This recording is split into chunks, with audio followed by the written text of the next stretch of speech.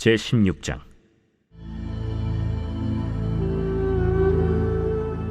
여호와께서 사무엘에게 이르시되, 내가 이미 사울을 버려 이스라엘 왕이 되지 못하게 하였거늘 내가 그를 위하여 언제까지 슬퍼하겠느냐. 너는 불에 기름을 채워가지고 가라. 내가 너를 베들레헴 사람 이새에게로 보내리니 이는 내가 그의 아들 중에서 한 왕을 보았느니라. 내가 어찌 갈 수 있으리이까?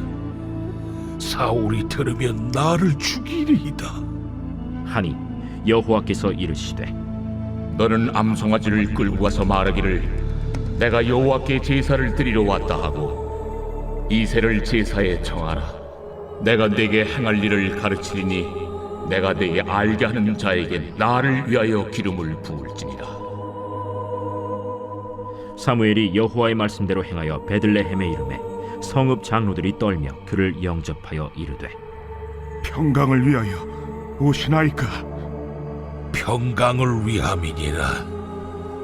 내가 여호와께 제사하러 왔으니 스스로 성결하게 하고 와서 나와 함께 제사하자.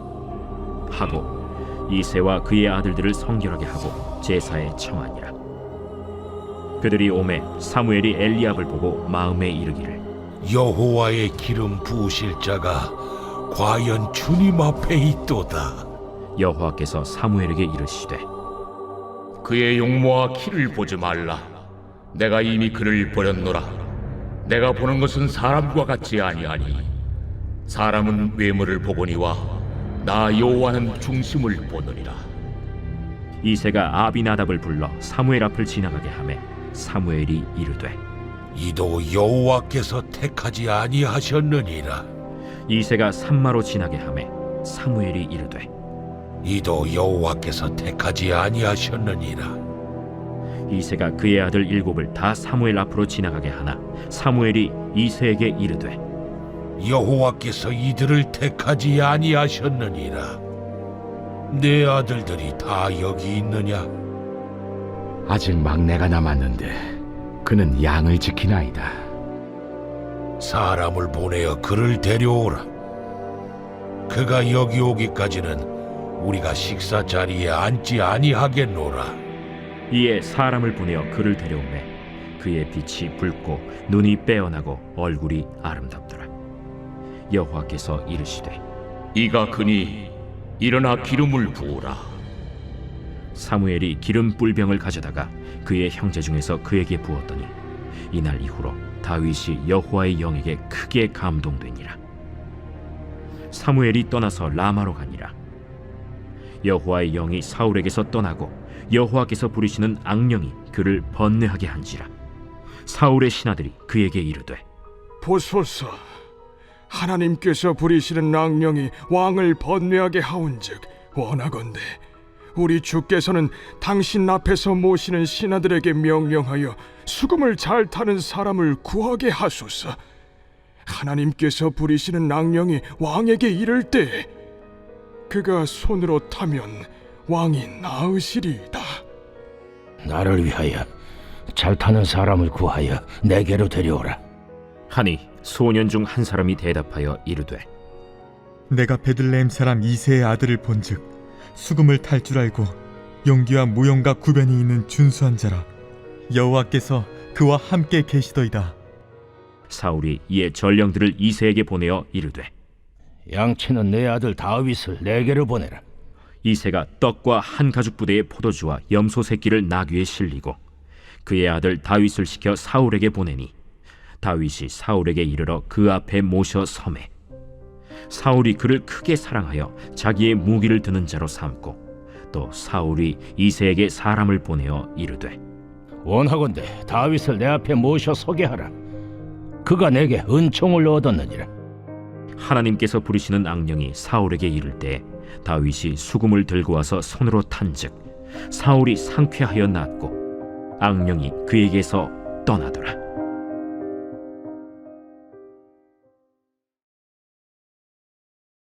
제17장.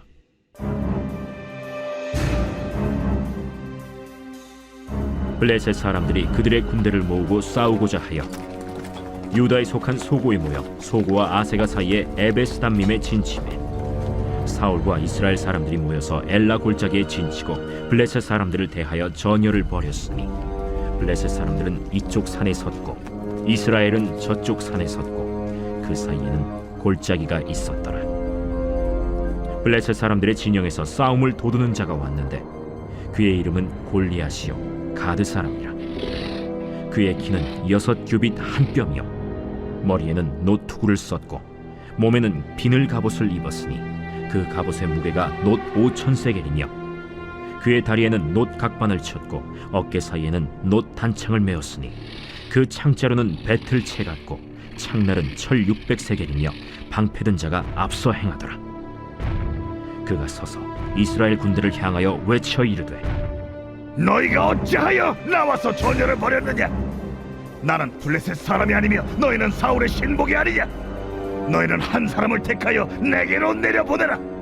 그가 나와 싸워서 나를 죽이면 우리가 너희의 종이 되겠고 만일 내게 아이가 그를 죽이면 너희가 우리의 종이 되어 우리를 섬길 것이니라. 내가 오늘 이스라엘의 군대를 모욕하였으니 사람을 보내어 나와 더불어 싸우게 하라. 사울과 온 이스라엘이 블레셋 사람의 이 말을 듣고 놀라 크게 두려워하니라. 다윗은 유다 베들레헴 에브라 사람 이세라 하는 사람의 아들이었는데 이세는 사울 당시 사람 중에 나이가 많아 늙은 사람으로서 8 아들이 있는 중 그 장성한 세 아들은 사울을 따라 싸움에 나갔으니 싸움에 나간 세 아들의 이름은 장자 엘리압이요 그 다음은 아비나답이요 셋째는 삼마며 다윗은 막내라.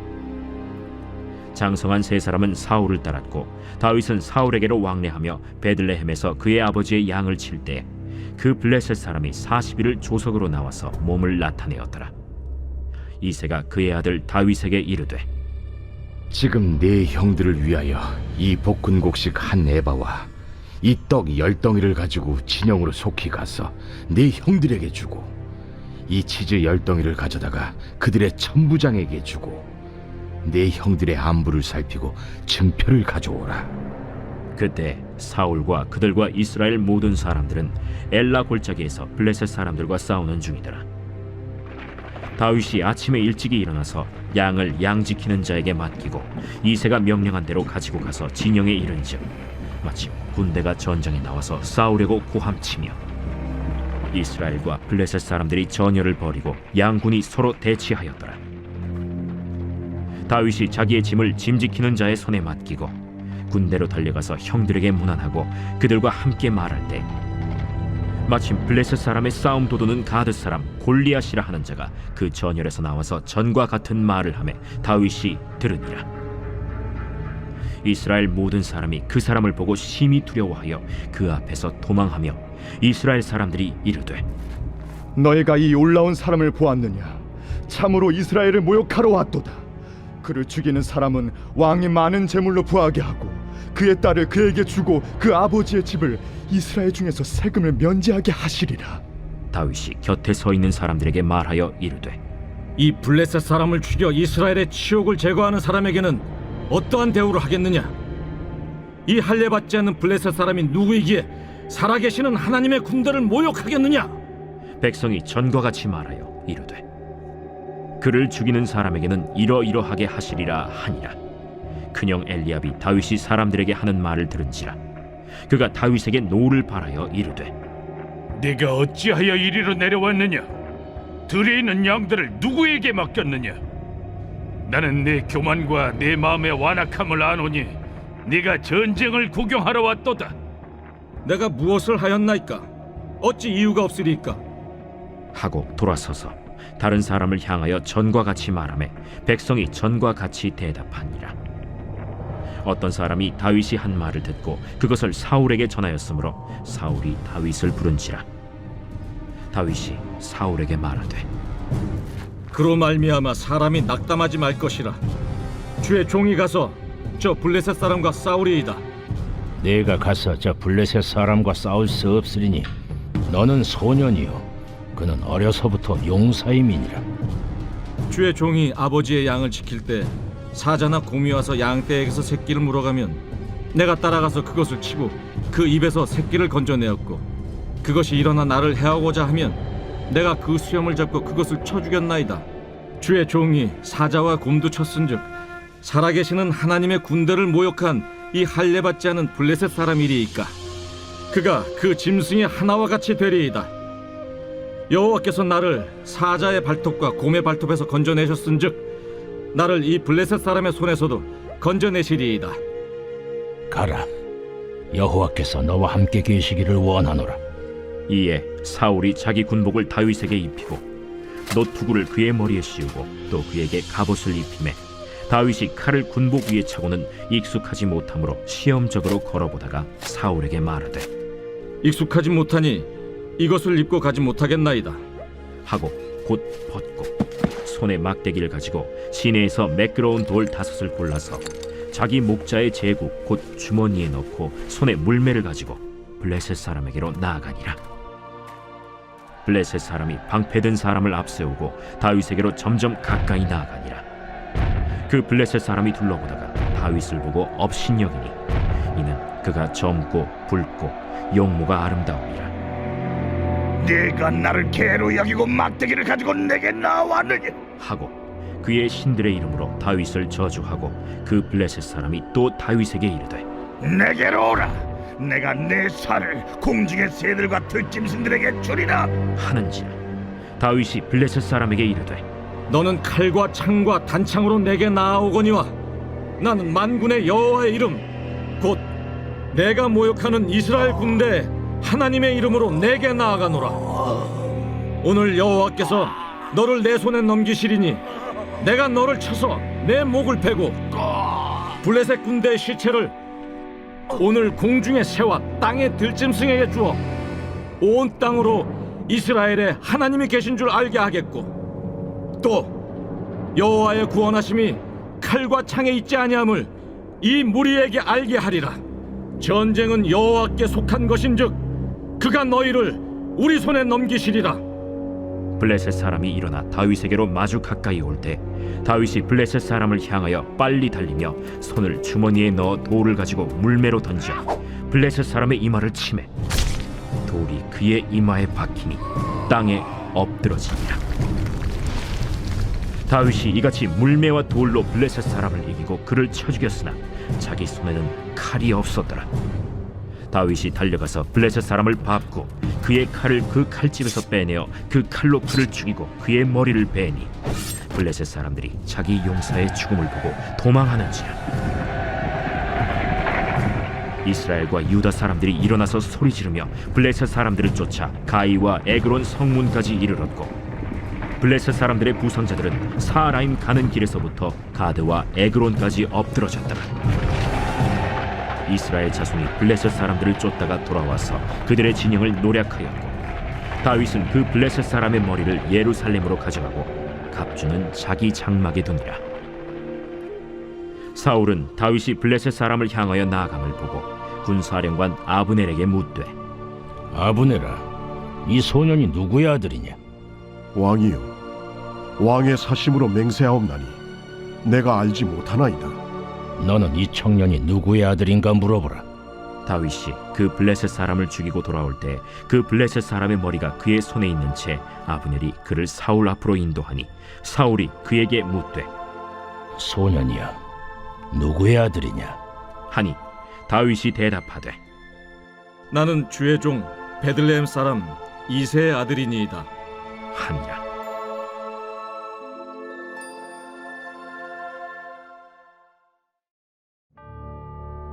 제100편 감사의 시. 온 땅이여, 여호와께 즐거운 찬송을 부를지어다. 기쁨으로 여호와를 섬기며 노래하면서 그의 앞에 나아갈지어다. 여호와가 우리 하나님이신 줄 너희는 알지어다. 그는 우리를 지으시니요 우리는 그의 것이니 그의 백성이요 그의 기르시는 양이로다. 감사함으로 그의 문에 들어가며 찬송함으로 그의 궁정에 들어가서 그에게 감사하며 그의 이름을 송축할지어다. 여호와는 선하시니 그의 인자하심이 영원하고 그의 성실하심이 대대에 이르리로다. 오늘 우리가 은혜 받을 하나님 말씀은 사무엘상 17장 45절 말씀입니다. 다윗이 블레셋 사람에게 이르되 너는 칼과 창과 단창으로 내게 나오거니와 나는 만군의 여호와의 이름 곧 내가 모욕하는 이스라엘 군대의 하나님의 이름으로 내게 나아가노라. 아멘. 오늘은 그 이름의 승리라는 제목으로 하나님 말씀 전하겠습니다. 이 땅에 존재하는 모든 생명체는 이름을 가지고 있습니다. 집에서 기르는 동물, 길가에 아무렇게나 핀 잡초들도 저마다의 이름이 있습니다. 하지만 사람과 다른 피조물의 차이점이 있다면 사람은 이름과 성씨를 모두 가지고 있다는 점입니다. 아무리 동물이 사람처럼 대접받는 시대가 되어도 동물에게 자신의 성씨를 물려주고 족보에 올리는 사람은 아직 보지 못했습니다. 이처럼 성씨를 가지는 것은 사람의 고유한 특권입니다. 그럼 우리나라는 언제부터 김, 이, 박처럼 가문과 혈통을 나타내는 이름을 사용하게 되었을까요? 놀랍게도 모든 사람이 성씨를 사용하게 된 것은 근대 이후의 일이었다고 합니다. 그 전까지는 특별한 사람들을 제외하고는 개똥이, 쇠똥이처럼 이름을 되는 대로 짓고 부르다가 신분제가 철폐된 이후부터 모두가 성씨를 가지게 되었다고 합니다. 이 이름을 가지는 것이 얼마나 특별한 일이었는지 고려시대에는 왕이 큰 공을 세운 신하에게 성씨를 하사하는 제도도 있었다고 합니다. 그리고 그 중에 제일 큰 상은 왕씨 성이었다고 하는데요. 여러분들도 알다시피 왕은 고려를 세운 왕건의 성씨입니다. 그런데 왕건의 후예도 아닌 사람이 자신의 이름에 왕씨를 쓸 수 있다는 것 자체로 그 사람이 왕에게 얼마나 총애를 받는 사람인지를 보여줄 수 있었던 것이죠. 성씨를 중요하게 여기는 문화는 여전히 남아있어서 사람들은 같은 성씨를 썼던 조상들과 자신을 연결짓습니다.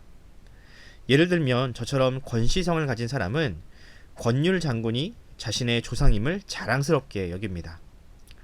이처럼 이름을 통해서 우리는 조상들과의 관계성을 강조하고 의미를 부여합니다. 성경의 배경이 되는 이스라엘은 우리보다 이름을 훨씬 더 중요하게 생각합니다. 그들은 이름 그 자체에 힘이 있고 능력이 있다고 믿습니다. 오늘 본문에 등장하는 소년 다윗도 역시 마찬가지입니다. 다윗은 골리앗과의 싸움에 나설 때 패배를 생각하지 않는 용기와 확신이 있었습니다. 그럼 무엇이 다윗으로 하여금 이런 용기와 확신을 심어줄 수 있었을까요? 오늘 본문을 통해서 지금도 살아 역사하시는 하나님의 이름을 경험하기를 바랍니다. 오늘 본문은 삼척동자도 다 알고 있는 골리앗과 다윗의 싸움을 배경으로 합니다. 이 싸움에서 다윗은 골리앗을 쓰러뜨리고 하루아침에 스타가 되어서 사람들에게 다윗이란 이름을 각인시켰습니다. 다윗이 골리앗을 쓰러뜨릴 수 있었던 비결은 무엇일까? 많은 사람들이 이 싸움에서 다윗이 승리할 수 있었던 비결을 다음과 같이 분석합니다. 골리앗은 3m에 가까운 체격과 덩치로 인해서 민첩성이 없었을 것이다. 그래서 다윗처럼 민첩하고 물맷돌을 능수능란하게 다루는 사람에게 취약했을 것이다. 맞습니다. 결론적으로 그 분석은 틀리지 않았습니다. 하지만 막상 그런 이론이 실제 전투에서는 통하지 않을 때가 훨씬 더 많습니다. 과거 최강의 파이터라고 불렸던 타이슨에게 도전했던 이 수많은 복서들도 나름대로의 계획이 있었지만 막상 링 위에 올라가서는 타이슨에게 정말 처참하게 맞고 내려왔던 것처럼 말입니다. 당시 골리앗도 그랬을 겁니다. 많은 나라들이, 많은 사람들이 이 골리앗의 약점을 분석하고 이 물맷돌이나 활을 이용해서 골리앗의 약점을 공략했지만 한 번도 성공하지 못했습니다. 왜냐하면 골리앗도 자신의 약점을 알고 대비했으니까요. 하지만 다윗은 달랐습니다. 다윗은 모두가 실패했고 모두가 안 된다고 생각했던 방식으로 골리앗을 쓰러뜨렸습니다. 그럼 어떻게 다윗은 다른 사람들과 다르지 않은 방법으로 승리할 수 있었을까? 오늘 본문을 보면 골리앗이나 다른 사람들에게는 없는 오직 다윗에게만 있었던 특별한 무기가 등장합니다. 제가 오늘 본문을 한번 다시 읽어드리겠습니다. 다윗이 블레셋 사람에게 이르되 너는 칼과 창과 단창으로 내게 나오거니와 나는 만군의 여호와의 이름 곧 내가 모욕하는 이스라엘 군대의 하나님의 이름으로 내게 나아가노라. 아멘.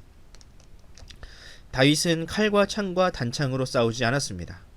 그렇다고 그의 손에 들려 있었던 물맷돌도 그가 의지하던 무기가 아니었습니다. 다윗이 의지하는 것은 다름 아닌 하나님의 이름이었습니다. 하지만 그 이름은 그 당시에 그다지 존중받지도 또 사람들에게 신뢰받지도 못했습니다. 골리앗이나 블레셋은 물론이요, 이스라엘 백성들조차 그 이름을 의지하지 않았습니다. 오히려 그 이름은 모욕과 조롱의 대상이 되었습니다. 왜냐하면 이미 한번 하나님의 법궤를 의지했다가 이스라엘이 참패를 경험했기 때문입니다. 눈에 보이는 법궤도 이스라엘 백성들에게 승리를 가져다 주지 못했는데 하물며 하나님의 이름을 믿는 것이 무슨 효과가 있겠느냐라고 생각했던 것이죠. 하지만 하나님의 능력은 단지 눈에 보이는 법궤에 있지 않았습니다. 하지만 사람들은 눈에 보이는 어떤 물체를 숭배해야 비로소 능력이 나온다고 생각했습니다. 이것은 엄밀하게 말하면 숭배하는 자신의 행위를 의지하는 것일 뿐 하나님을 의지하는 것과는 상관이 없는 것이었습니다. 법궤를 숭배하는 이스라엘 백성들의 믿음은 하나님의 이름만 빌렸을 뿐 우상 숭배와 다르지 않았던 것이죠. 하나님이 원하시는 믿음이란 바로 여호와라는 이름에 담긴 하나님의 주권을 믿는 것입니다. 하나님께서 알려주신 이 여호와라는 이름에는 참 믿음의 본질이 담겨 있습니다. 여호와라는 이름의 뜻이 무엇입니까? 하나님께서 스스로 계시며 그 어떤 것에도 의존하지 않는다는 뜻입니다. 하나님은 사람의 공로나 또한 섬김이나 노력 때문에 일하지 않으시며 오직 하나님의 영광을 위해서만 일하신다라는 뜻이 이 이름 안에 담겨 있다는 것이죠. 다윗에게는 그 이름을 믿는 믿음이 있었습니다. 과연 그 믿음이 언제 생겼을까? 바로 사무엘이 자신에게 기름을 붓던 순간입니다. 자기처럼 무명하고 약한 자라도 선택하셔서 기름을 부으시는 그 전능하신 하나님을 그때 바로 경험하게 된 것입니다. 그리고 그 믿음으로 다윗은 골리앗 앞에 설 수 있었고 여호와 하나님은 바로 그런 다윗의 믿음을 기뻐하심으로 그 누구도 예상하지 못했던 승리를 다윗에게 주셨던 것이죠. 사랑하는 성도 여러분, 하나님은 바로 그와 같이 일하십니다. 하나님은 없는 것을 갑자기 있게 하시거나 세상의 물리법칙을 거스리는 방식으로 일하지 않으십니다. 하나님은 모두가 안 될 거라고 이야기하지만 하나님을 의지하고 하나님의 영광을 위하여 일하는 사람을 존귀하게 하심으로 하나님의 살아계심을 나타내십니다. 그러므로 성경적인 성공이란 다른 사람보다 탁월하고 특별한 사람이 되려고 노력하는 것에 있지 않습니다. 하나님을 하나님으로 인정하고 그분의 영광을 위하여 사는 인생, 우리에게 주신 그리스도인이라는 이름에 걸맞는 인생을 살면 하나님은 반드시 다윗처럼 여러분을 도와주실 것입니다. 바라기는 우리 모두가 바로 그런 성경적인 성공, 바로 그 믿음으로 살기를 바랍니다. 비록 세상보다 탁월할 것이 없는 우리들이지만 하나님의 능력과 영광을 믿는 우리들을 통하여 그와 같은 승리가 일어나기를 간절히 소원합니다. 기도하겠습니다. 다윗과 같이 연약하고 무명한 우리를 선택하신 하나님 감사합니다. 주님 앞에 어떤 공로도 없고 내세울 것 없었던 우리들이지만 하나님은 그런 우리에게 그리스도인이라는 이 감당할 수 없는 이름의 영광을 주셨습니다. 바라기는 우리가 그 이름에 담긴 능력과 힘을 믿게 하여 주옵소서. 나에게 능력이 있는 것이 아니라 우리에게 그 이름을 주신 하나님께 능력이 있으며 바로 그 이름을 믿는 것이 승리의 비결임을 믿게 하여 주옵소서. 그래서 마치 이 골리앗과 같이 위험한 저 세상 속에서도 결코 굴하지 않고 담대하게 살아가는 우리 모든 성도들이 되게 하여 주시옵소서. 감사드리며 우리 구주 예수 그리스도의 이름으로 기도합니다. 아멘. 사랑하는 성도 여러분, 우리 함께 기도합시다. 하나님은 우리에게 그리스도인이라는 놀라운 이름을 주셨습니다. 오늘 하루 그 이름에 걸맞는 삶을 살아갑시다. 죄인을 위해 자신을 아낌없이 내어주실 만큼 부여하신 그 예수님의 이름의 능력이 우리 안에 넘치게 달라고 기도합시다. 또 이 나라와 이 민족을 위하여 기도합시다. 모두가 어렵고 힘든 시절입니다. 위정자들에게 지혜와 평화의 마음을 주시고 흩어지고 갈라진 사람들의 마음을 하나로 만들 수 있는 협치를 하게 해달라고 기도합시다. 또 우리 가족들과 자녀를 위하여 기도할 때에 다윗처럼 오직 하나님만을 의지하며 그분을 기쁘시게 하는 인생으로 살게 해달라고 기도하면서 오늘 하루를 시작하도록 하겠습니다. 함께 기도합시다.